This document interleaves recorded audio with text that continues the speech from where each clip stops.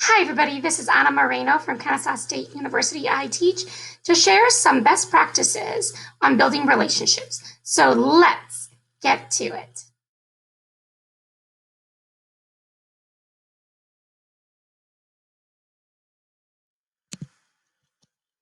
Best practices on building relationships. As educators, we know that building a relationship with our students is so important to help with student achievement and growth. So let's talk about some best practices that we already do as great educators. We get to know our students and simply listen. We accept them for who they are. We set high expectations at the beginning of the school year, and we want to showcase their work as exemplars as often as possible. We want to be empathetic and teach empathy to our students. Our classroom environments should be a safe place where failure is accepted. We want to be positive and energetic. We want to build trust with our students by elevating their voices. And finally, just be you. Our students will connect very quickly when they get to know you on a personal level. This process is easy as 1, 2, 3. So let's dive deeper into it. First, build off on that trust that you started at the beginning of the year. Many of our students and families have a high online presence in this world today. So share your praises through blogs and newsletters and tweets with what they're doing throughout the day.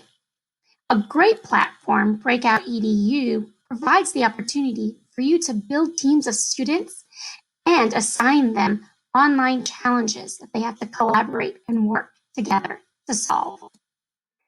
Second, we want to find small ways to connect.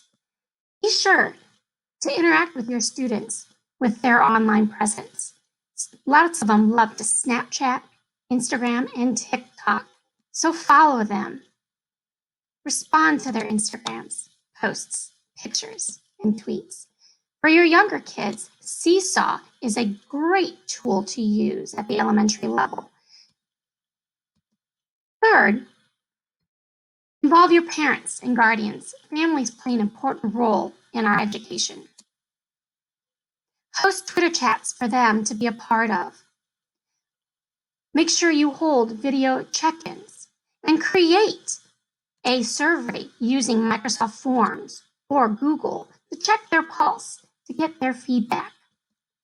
And finally, elevate your student voices. Survey your students. Welcome the feedback. Flipgrid is another great platform that you can use to gather that data. Thanks for listening. I hope you've learned something.